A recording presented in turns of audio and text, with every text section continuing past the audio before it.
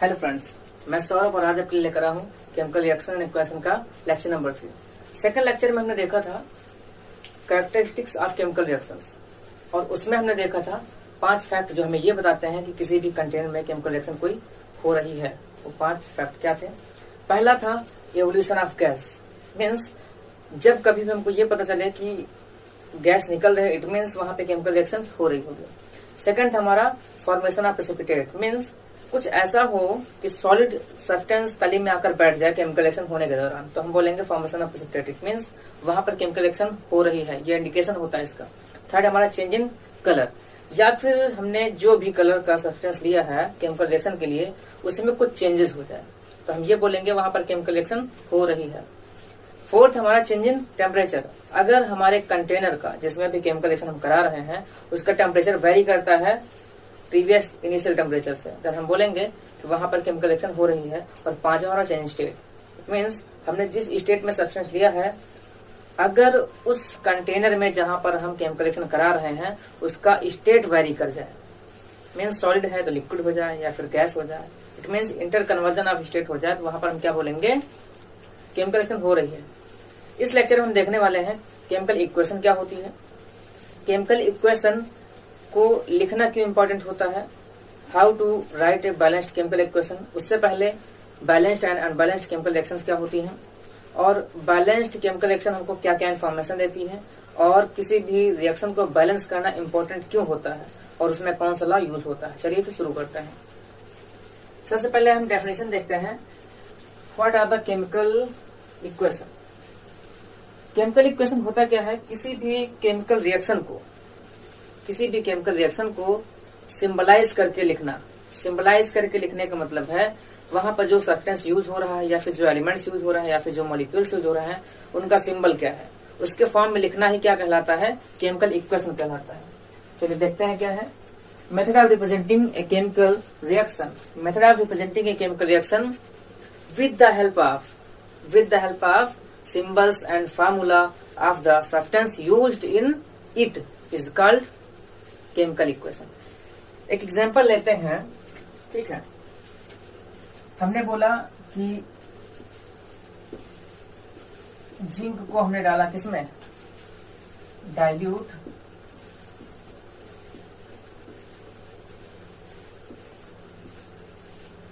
Sulphuric acid.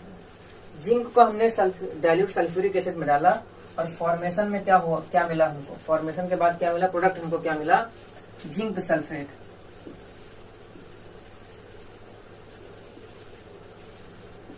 Plus hydrogen gas.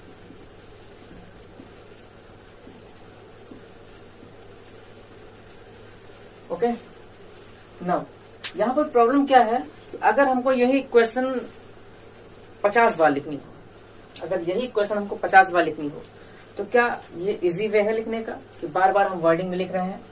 No, it's not a easy way. Easy way क्या है कि हमने zinc का हमने एक सिंबल यूज कर लिया है, और जिंक का सिंबल क्या होता है, Zn प्लस सल्फ्यूरिक एसिड हमने यूज किया। सल्फ्यूरिक एसिड का फॉर्मूला क्या होता है, H2SO4। हमको क्या दे रहा है, गिव्स आउट। इस सिंबल को कहते हैं गिव्स आउट। क्या दे रहा है, जिंक सल्फेट को सिंबलाइज करके या फिर फार्मूले के फॉर्म में लिखेंगे ZnSO4, और साथ में क्या दे रहा है हमको, हाइड्रोजन गैस को H2 लिखते हैं। Now this is our chemical equation, which makes the representation of a chemical reaction easy. Now let us learn here that with the symbols of chemical reagent used in this, we have to learn if we are able the states of the substances। Zinc होता है हमारा solid form में, ठीक है। Sulphuric acid हमारा होता है किस फॉर्म में, लिक्विड फॉर्म में। यहां पर क्या है, नाउ यहां पर ये एक्वस फॉर्म में होगा। एक्वस फॉर्म में क्यों होगा, क्योंकि यहाँ पे डाइल्यूट दिया गया है। डाइल्यूट मीन्स यहाँ पर कुछ हमने वाटर इसमें डाला होगा, ठीक है। जिंक सल्फेट हमारा किस फॉर्म में बनेगा? एक्वस फॉर्म में।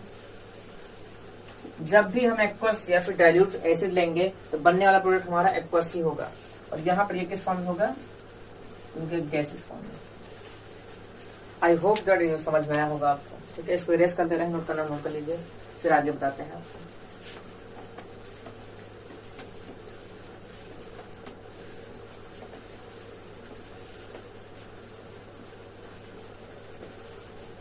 चलिए एक दूसरी एग्जांपल ले लेते हैं। Now let us see iron is dipped. Iron का सिंबल क्या होता है? सबसे पहले हम इसको वर्ड में लिख लेते हैं। Iron iron is dipped means added in aqueous solution of copper sulphate.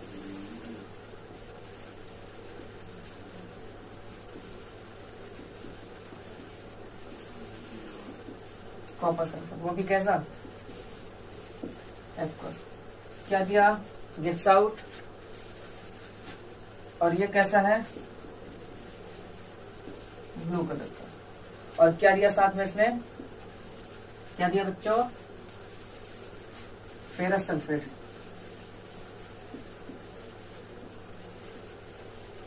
और साथ में कॉपर। ध्यान से देखिएगा, iron is dipped. Dipped means solid होगा, सिंबल यूज किया और साथ में सॉलिड यूज किया। Plus copper sulphate aqueous blue. Copper sulphate का सिंबल कॉपर सल्फेट। ओके, कैसा है? कैसा है? एक्वस है। क्या दिया इसने? Ferrous sulphate. क्या दिया इसने? Ferrous sulphate. सिंपल सी बात है, अगर ये एक्वस है तो ये भी एक्वस ही होगा। साथ में copper deposited, it means it will be solid in state. समझ गए इस बात को?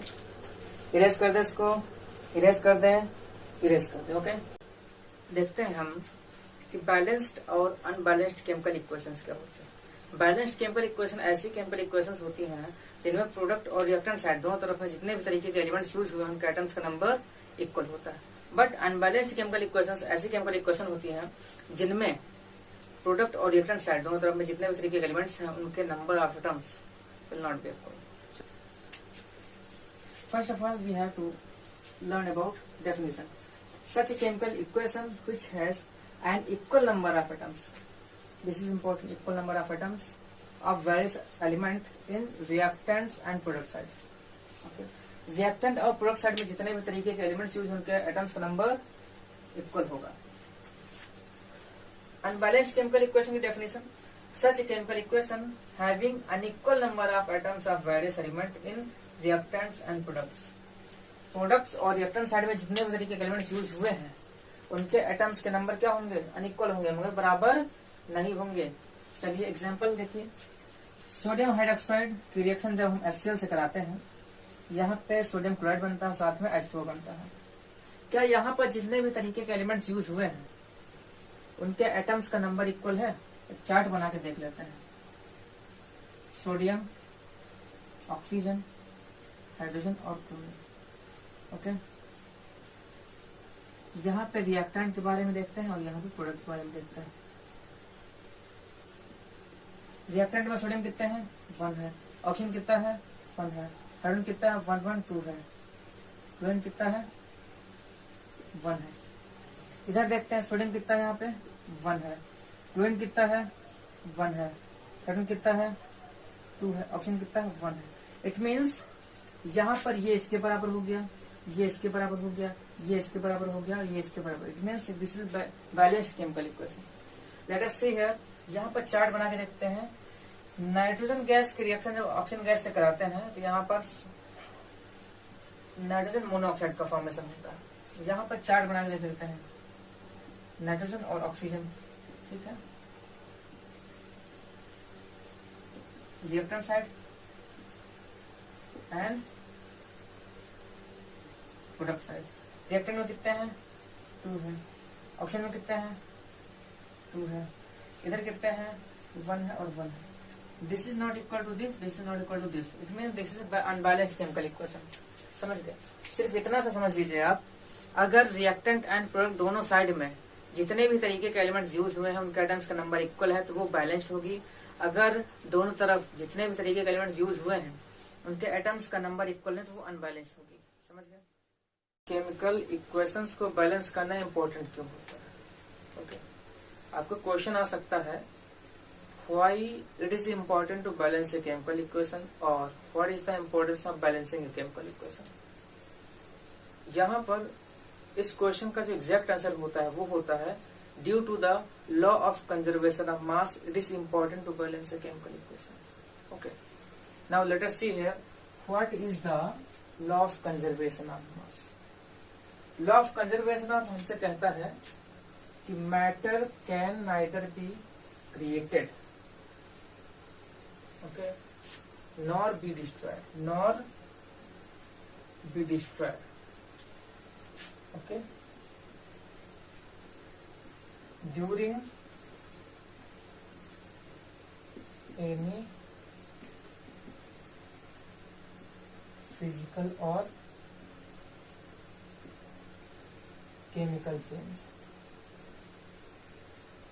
Okay, it means it states that during any physical or chemical change, during any chemical or physical change, mass of matter can neither be created nor be destroyed. अगर यहाँ पर matter ना ही create हो रहा है ना ही डिस्ट्रॉय हो रहा है तो हो क्या रहा है? तो फिर क्या हो रहा है? ठीक है, कन्वर्जन ऑफ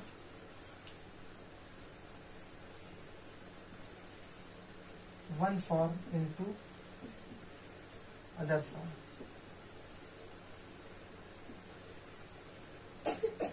या फिर इजी वे में कहें केमिकल इक्वेशन में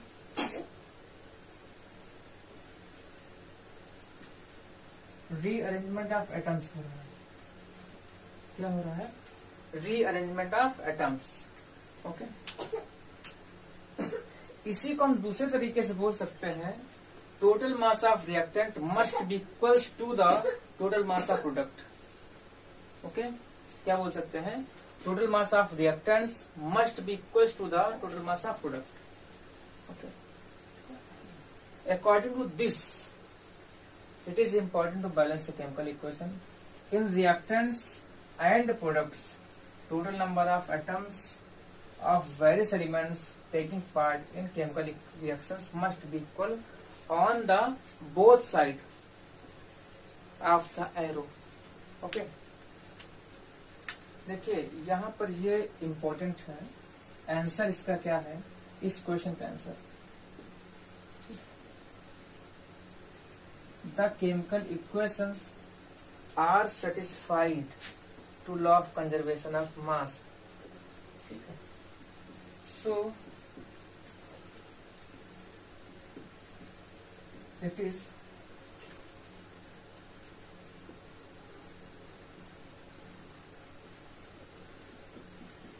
important to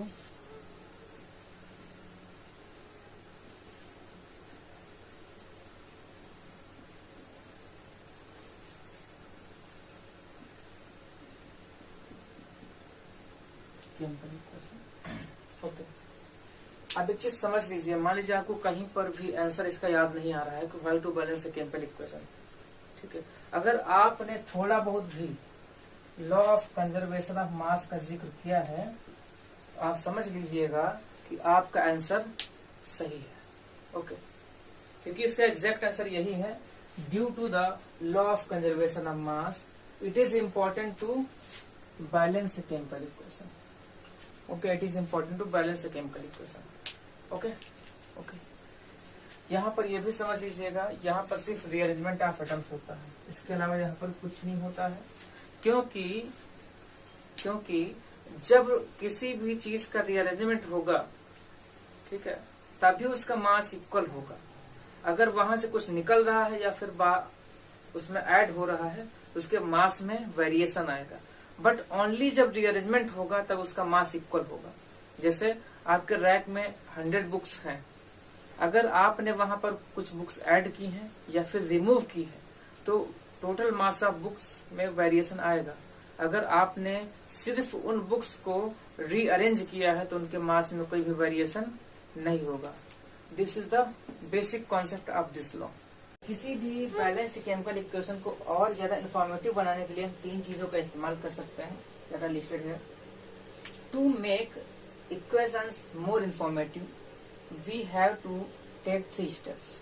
First, by indicating physical states of reactant and products. Second one is by indicating heat change takes place in chemical reactions.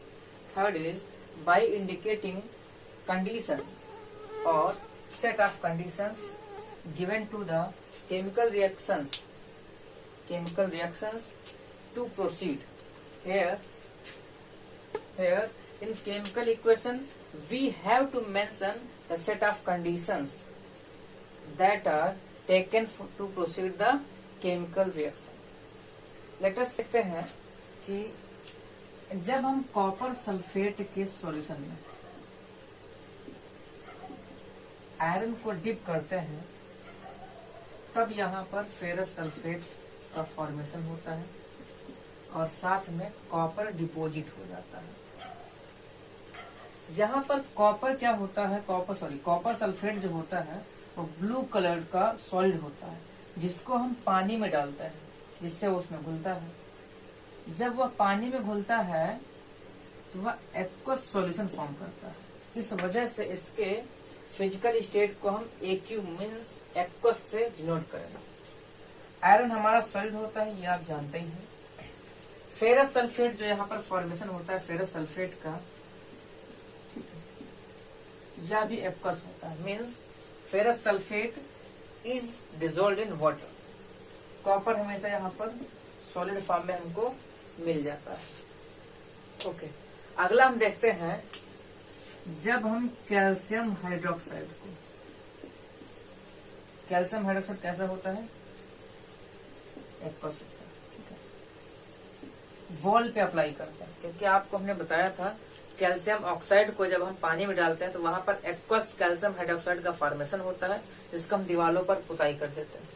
वहां पर क्या होता है, इस कैल्शियम हाइड्रोक्साइड से ऑक्सीजन जो कि गैसियस फॉर्म में होती है रिएक्ट करती है और बना देती है क्या, कैल्शियम कार्बोनेट जो कि सॉलिड फॉर्म में होता है और साथ में H2O लिक्विड फॉर्म में इवेपोरेट हो जाता है। चलिए अगला देखते हैं बाय इंडिकेटिंग हीट चेंज।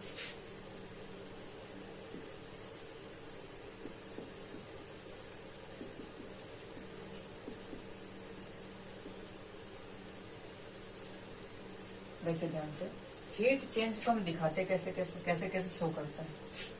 इसको हम 3 तरीके से शो कर सकते हैं।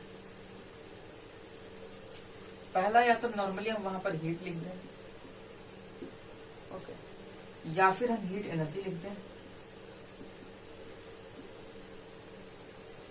या फिर सिर्फ एनर्जी लिख दें। और कहीं कहीं पर इसी को हम डेल्टा साइन से शो करते हैं। ओके, अगर हीट रिएक्टेंट साइड में ऐड हो रही है, रिएक्टेंट के साथ प्लस करके हीट लिखेंगे।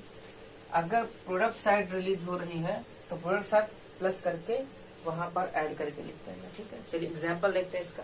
एग्जांपल हमारा मीथेन को जब हम बर्न कराते हैं ऑक्सीजन के प्रेजेंस में, ओके, यहाँ पर CO2 का फॉर्मेशन होता है, साथ में H2O का फॉर्मेशन होता है और साथ में क्या बनता है, हीट रिलीज होती है। ध्यान से देखिए, सॉरी फॉर दैट, अभी प्रीवियस हमने बैलेंस करना भूल गए थे, यहाँ पे बैलेंस कर लीजिए। CH4 है, यहाँ पर 2 से मल्टीप्लाई कर देंगे, देखिए सारा कुछ बैलेंस हो गया। ध्यान से देखिए, ये गैस है, CO2 कैसा है, इट इज ऑलवेज गैस। ये लिक्विड होता है बट यहाँ पर हीट एनर्जी की वजह से गैसेस फॉर्म में ये इवेपोरेट होता है। अब ध्यान से बताइए ये एंडोथर्मिक है या फिर एक्सोथर्मिक है? इट विल बी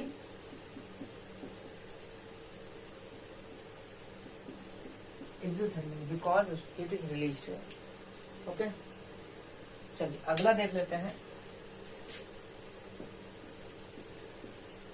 KClO3, इसको बोलते हैं पोटेशियम क्लोराइड।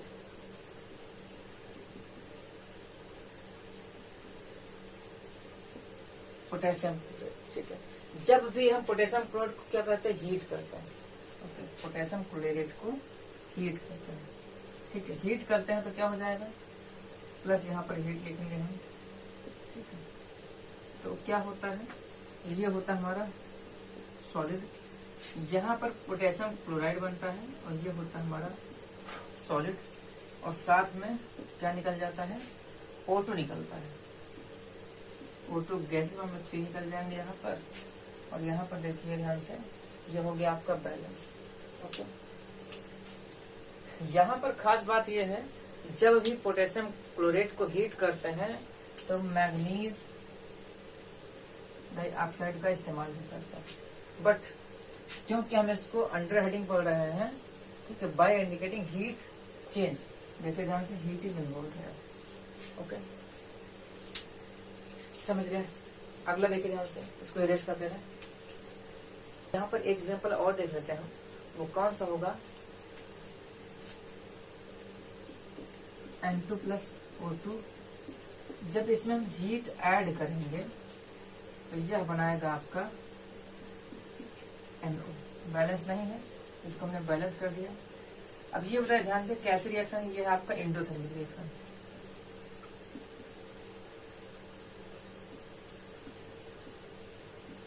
एंडोथर्मिक क्यों है, क्योंकि ये हीट एब्जॉर्ब करके प्रोसीड करती है, ठीक है। चलिए ये हो गया। अगला है by indicating set of conditions. अगला है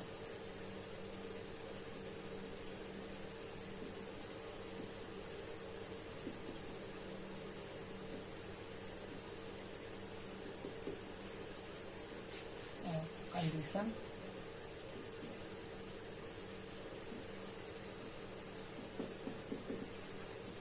सेट ऑफ कंडीशन। बहुत सारी ऐसी केमिकल रिएक्शन होती हैं जो नॉर्मल टेम्परेचर, नॉर्मल प्रेशर पर ऑकर नहीं होती है। वहां पर या तो उसको टेम्परेचर हाई करते हैं, या तो टेम्परेचर लो करते हैं, या फिर प्रेशर हाई या लो करते हैं, या फिर वहां पर सम कैटलिस्ट को ऐड करते हैं। अगर वहां पर कुछ ऐसा हो रहा है तो हमें क्या करना होगा, केमिकल इक्वेशन में उन सब चीजों को मेंशन करना होगा, जिससे कि हमको और क्लियर कट इन्फॉर्मेशन मिल सकेगी, ठीक है। चलिए देखिए ध्यान से, यहाँ पर अभी जस्ट हमने एक इक्वेशन लिखी थी, KClO3। इसको जब हम हीट करते हैं मैग्नीशियम डाइऑक्साइड की तरह से,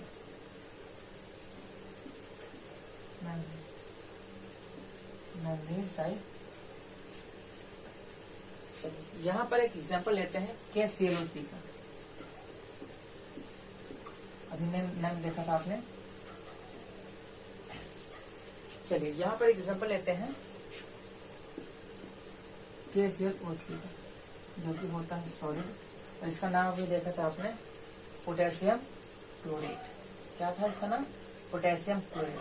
इसको जब हम हीट करते हैं, देखिए कंडीशन है इसको जब हीट करते हैं, ठीक है, मैग्नीज डाइऑक्साइड की प्रेजेंस में। ओके, जब हम पोटेशियम क्लोराइड को मैग्नीज डाइऑक्साइड की प्रेजेंस में हीट करते हैं, ये रहा आपका हीट का साइन, हीट करते हैं, ठीक है, तब यहाँ पर पोटेशियम क्लोराइड बनता है, तब यहाँ पर पोटेशियम क्लोराइड बनता है, और साथ में O2 गैस बनती है। यह आपका सॉलिड होता है। ध्यान से देखिए, यहाँ पे 3 कर देंगे, यहाँ पे 2 कर देंगे, यहाँ पर 2 कर देंगे, और ये हो गई आपकी बैलेंस। ओके, ये हो गई आपकी बैलेंस। अभी ध्यान से देखिएगा, दूसरी है कार्बन मोनोऑक्साइड। कार्बन मोनोऑक्साइड को जब हम H2 के साथ रिएक्ट कराते हैं, ठीक है, जब हम H2 के साथ रिएक्ट कराते हैं, कार्बन मोनोऑक्साइड भी गैस होती है, H2 भी गैस होती है, ठीक है, यहाँ पर मेथनॉल बन रहा है, नेम जान लीजिए इसका, मेथनॉल, और ये एक तरह का अल्कोहल है, ठीक है, अल्कोहल। कंडीशन क्या है यहाँ पर, 300 डिग्री सेल्सियस टेम्परेचर होगा और साथ में 300 ATM प्रेशर होगा। ध्यान रखिएगा, 300 डिग्री सेल्सियस टेम्परेचर होगा, 300 ATM प्रेशर होगा, और साथ में जिंक ऑक्साइड और क्रोमियम ट्राइऑक्साइड भी कंटेनर में होगा। जब ये सब कंडीशंस होगी तो वहां पर क्या फॉर्मेशन होगा, मिथेनॉल जो कि एक एल्कोहल है उसका फॉर्मेशन होगा।